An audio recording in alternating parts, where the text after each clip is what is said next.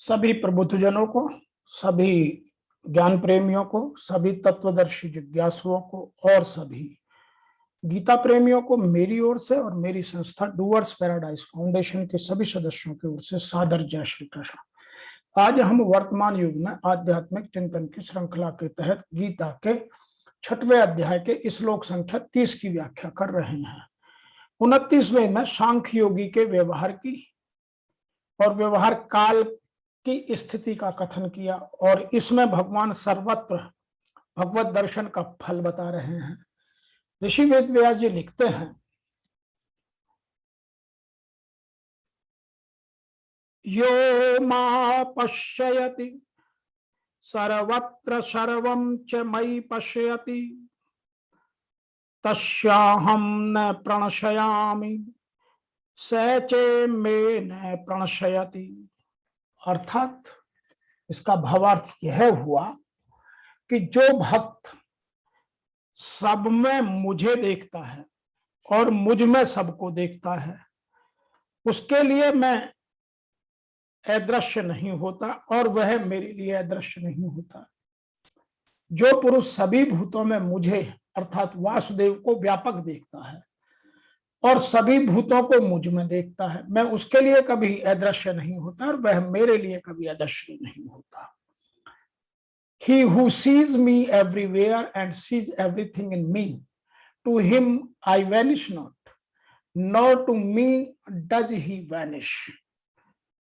इसका भक्ति भाव यह हुआ कि ध्यान योग के जिस साधक में भक्ति के संस्कार होते हैं, जो भक्ति को ही प्रमुख मानता है, वह जड़ता से संबंध विच्छेद होने पर सब में भगवान को और भगवान में सबको देखता है। उसे सर्वत्र परमात्मा ही परमात्मा नजर आता है। अतः उसके लिए भगवान कभी अदृश्य नहीं होते और वह भगवान के लिए कभी अदृश्य नहीं होता है। जब सब कुछ ही भगवान में है तो फिर भक्त कहाँ जाए और भगवान कहाँ जाए। जब तक भगवान के सिवाय दूसरी सत्ता, जब एक भगवान के अलावा दूसरी सत्ता है ही नहीं, भगवान के अनेक रूपों में प्रकट हो रहे हैं, तो भगवान कैसे छिपे, कहाँ छिपे, किसके पीछे छिपे और क्यों छिपे। मैं तो प्रश्न ये भी करता हूं कि क्यों छुपे। तो यहां भाव यह है कि जो सब में मुझको देखता है और सबको मुझ में देखता है, यो मा पश्यति सर्वत्र, जो भक्त सब, अब सब में देश काल वस्तु व्यक्ति पशु पक्षी देवता यक्ष किन्नर राक्षस पदार्थ परिस्थिति घटना आदि सब मेरे को देखता है। जैसे ब्रह्मा जी सब बछड़ों को और ग्वाल बालों को चुरा कर ले गए, तब भगवान श्री कृष्ण स्वयं ही बछड़े और ग्वाल बाल बन गए। बछड़े और ग्वाल बाल ही नहीं, प्रत्युत उनके बैत सींग बांसुरी वस्त्र आभूषण आदि भी भगवान स्वयं बन गए। यह प्रसंग आपने सुना होगा। वे बालक और बछड़े संख्या में जितने थे, जितने छोटे छोटे उनके शरीर थे, उनके हाथ पैर आदि जैसे जैसे थे, उनके पास जैसी जैसी छड़ियां सींग बांसुरी पत्ते छीके थे, जैसे और जितने वस्त्र आभूषण थे, उनके शील स्वभाव गुण नाम रूप और अवस्थाएं जैसी थी।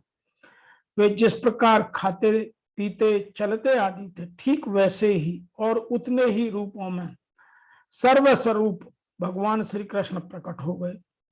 उस समय यह संपूर्ण जगत विष्णु रूप है और यह वेदवाणी मानो मूर्तिमती होकर प्रकट हो गई। तो यह लीला एक वर्ष तक चलती रही, पर किसी को इसका पता नहीं चला। बछड़े में से कई बछड़े तो केवल दूध ही पीने वाले थे, इसलिए वो घर पर ही रहते थे, और कई बछड़ों ने भगवान श्री कृष्ण को अपने साथ वन में ले जाते थे। एक दिन दाऊ अर्थात उनके बड़े भाई दादा बलराम ने देखा कि छोटे बछड़ों वाली गायें भी अपने पहले के बछड़े को देखकर उनको दूध पिलाने के लिए हुंकार मारती और दौड़ पड़ती हैं, पर बड़े गोपों ने उन गायों के बहुत रोका, वे रुकी नहीं। इससे गोपों को उन गायों पर गुस्सा आ गया, परंतु जब उन्होंने अपने अपने बालकों को देखा तब उनका गुस्सा शांत हो गया और स्नेह उमड़ आया, तो वो बालक को ही हृदय से लगाने लगे, उनका माथा सूंघने लगे। इस लीला को देखकर दाऊ दादा ने सोचा कि यह क्या बात है। उन्होंने ध्यान लगाकर देखा तो उनको बछड़ों और ग्वाल वालों के रूप में सब जगह भगवान श्री कृष्ण ही दिखाई दिए। ऐसे ही भगवान का सिद्ध भक्त सब जगह भगवान को ही देखता है, अर्थात दृष्टि में भगवान सत्ता के सिवाय कोई दूसरी सत्ता किंचित मात्र भी जगह नहीं लेती। सर्वे च मयि पश्यति, और जो भक्त देश काल वस्तु व्यक्ति घटना परिस्थिति आदि को मेरे ही अंतर्गत देखता है। जैसे गीता का उपदेश देते समय अर्जुन के द्वारा प्रार्थना करने पर भगवान अपना विश्व रूप दिखाते हुए कहते हैं कि चराचर सारे संसार को मेरे एक अंश में स्थित देख। ऐहिकस्थम जगत कस्तनम पश्चाद संचारचरम सचराचरम मम देहे। तो अर्जुन कहते हैं कि मैं आपको शरीर में संपूर्ण प्राणियों को देख रहा हूं, मैं आपके शरीर में संपूर्ण प्राणियों को देख रहा हूं। पश्यामि देवास्तव देवे देहे सर्वस्थता भूत विशेष संगना। संजय ने भी कहा कि अर्जुन ने भगवान के शरीर में सारे संसार को देखा। तत्र कस्थम जगत कृष्णम प्रविभक्त मनेकधा। तात्पर्य यह है कि अर्जुन ने भगवान के शरीर में सब कुछ भगवत स्वरूप ही देखा। ऐसे ही भक्त देखने सुनने समझने में जो कुछ आता है उसको भगवान ही देखता है और भगवत स्वरूप ही देखता है। तस्याहम न पश्यामि प्रणश्यामि। भक्त जब सब जगह मुझे देखता है तो मैं उससे कैसे छिपूं, कहां छिपूं, किसके पीछे छुपूं। इसलिए मैं उस भक्त के लिए अदृश्य नहीं रहता, निरंतर उसके सामने रहता हूं। स चे मैं न प्रणश्यति। जब भक्त भगवान को सब जगह देखता है तो भगवान भी भक्त को सब जगह देखते हैं, क्योंकि भगवान का यह नियम है कि जो जिस प्रकार मेरी शरण लेते हैं मैं भी उसी प्रकार उसको आश्रय देता हूं। ये यथा मां प्रपद्यन्ते तथा तथास्तैव भजाम्यहम्। यह गीता के चौथे अध्याय का 11वां श्लोक, जिसकी हम व्याख्या बहुत विस्तार रूप में आपके साथ कर चुके हैं। तात्पर्य यह है कि भक्त भगवान के साथ घुल मिल जाते हैं और भगवान के साथ उनकी आत्मीयता एकता हो जाती है। अतः भगवान अपने स्वरूप में उनको सब जगह देखते हैं। इस दृष्टि से भक्त भी भगवान के लिए कभी अदृश्य नहीं होता। यहां यह शंका होती है कि भगवान के लिए तो कोई भी अदृश्य नहीं। वेदाहम समतीतानि वर्तमानानि च अर्जुन भविष्याणि च भूतानि। यह गीता के 7वें अध्याय का जो 26वां श्लोक है। फिर यहाँ केवल भक्त के लिए वह मेरे लिए अदृश्य नहीं होता, ऐसा क्यों कहा गया? इसका समाधान है कि यद्यपि भगवान के लिए कोई भी अदृश्य नहीं है, तथापि जो भगवान को सब जगह देखता है उसके भाव के कारण भगवान भी उसको सब जगह देखते हैं। परंतु जो भगवान से विमुख होकर, अलग होकर, इस संसार में लिप्त होकर, संसार में आसक्त होकर, संसार से कामना कर, उसके लिए भगवान अदृश्य रहते हैं। ना हम प्रकाश है सर्वस्व। अतः उसके भाव के कारण वह भगवान के लिए अदृश्य रहता है।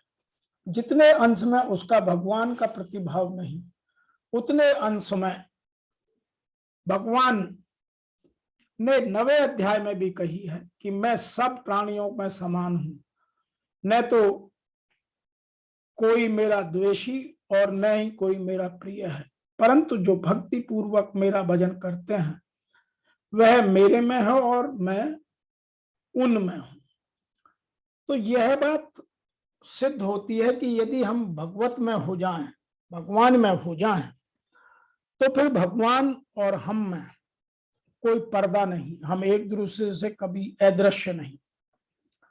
अर्थात जो पुरुष संपूर्ण भूतों में मुझ परमात्मा को देखता है, व्याप्त देखता है, और संपूर्ण भूतों को मुझ में परमात्मा के अंतर्गत देखता है, उसके लिए मैं कभी अदृश्य नहीं होता और वह मेरे लिए कभी अदृश्य नहीं होता। और यह प्रेरक का आमने सामने मिलन है, सांख्य भाव है, सामीप्य मुक्ति है। तो हमें यह चीजें समझकर, जानकर अपने अंदर में इस भाव को पैदा करना अत्यंत आवश्यक है। अतः यहां एक व्याख्या के हिसाब से यदि और देखें कि जो कृष्ण भावना भावित व्यक्ति भगवान कृष्ण को सर्वत्र देखते हैं और उनकी सारी वस्तुओं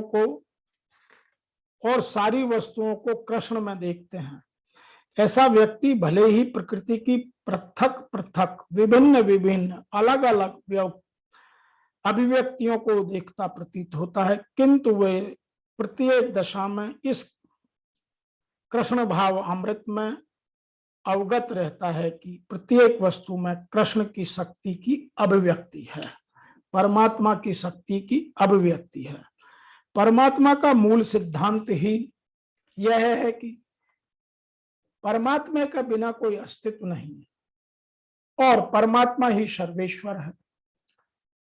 परमात्मा भाव अमृत परमात्मा प्रेम का विकास है। ऐसी स्थिति में जो भौतिक मोक्ष से परे हैं, आत्म साक्षात्कार के ऊपर परमात्मा भाव अमृत की इस अवस्था में भक्त परमात्मा से इस अर्थ में एक रूप हो जाता है कि उसके लिए परमात्मा ही सब कुछ हो जाते हैं और भक्त प्रेम में परमात्मा से पूरित हो उठता है। तो भगवान तथा भक्त के बीच अंतरंग संबंध स्थापित हो जाता है। उस अवस्था में जीव को विनिष्ट नहीं किया जा सकता और न ही भगवान भक्त की दृष्टि से ओझल होते हैं। कृष्ण में या परमात्मा में तदात्म्य होना आध्यात्मिक लय, आत्म विनाश है। भक्त कभी भी ऐसी विपदा नहीं उठाता। मैं यहां एक बात और भी कहना चाहता हूं, इस अवस्था में न तो भगवान परमात्मा अपने भक्त की दृष्टि से ओझल होते हैं और न भक्ति उनकी दृष्टि से ओझल होता है। यही बात योगी के लिए भी सत्य सिद्ध होती है, क्योंकि वह अपने हृदय के भीतर परमात्मा के रूप में भगवान का दर्शन करता रहता है। ऐसे ही योगी शुद्ध भक्त बन जाता है और अपने अंदर भगवान को देखे बिना एक क्षण भी नहीं रह पाता है। तो यह भगवान की अनपायनी भक्ति की पराकाष्ठा है। यदि हर चीज में भगवान और हर भगवान कण कण में समाया हुआ है, तो यह ध्यान योगी के ध्यान की या आत्म साक्षात्कार की पराकाष्ठा है। आज हमें इस श्लोक संख्या 30 से ये 4 बातें समझने को मिली। नंबर 1, जो योगी सभी भूतों में मुझे व्यापक रूप में देखता है और सभी भूतों को, चाहे वो पदार्थ हो, चाहे वो वस्तुएं हो, चाहे वो परिस्थिति हो, जिनका वर्णन हमने इसमें कहा है, उन सबको मुझ में देखता है। मैं उसके लिए कभी ओझल नहीं होता और वह मेरे लिए कभी ओझल नहीं होता, अदृश्य नहीं होता। तो दोनों जो हम सत्य की बात करते हैं कि आत्मा भी सत्य है और परमात्मा भी सत्य है, बाकी संपूर्ण जगत मिथ्या है, वह इस बात को सार्थक सिद्ध करती है। अतः आज इस 30वें श्लोक की व्याख्या में इतना ही। फिर आपसे आगे मिलते हैं अगला श्लोक लेकर। तब तक के लिए आपको मेरी ओर से और मेरी संस्था की ओर से सादर जय श्री कृष्ण।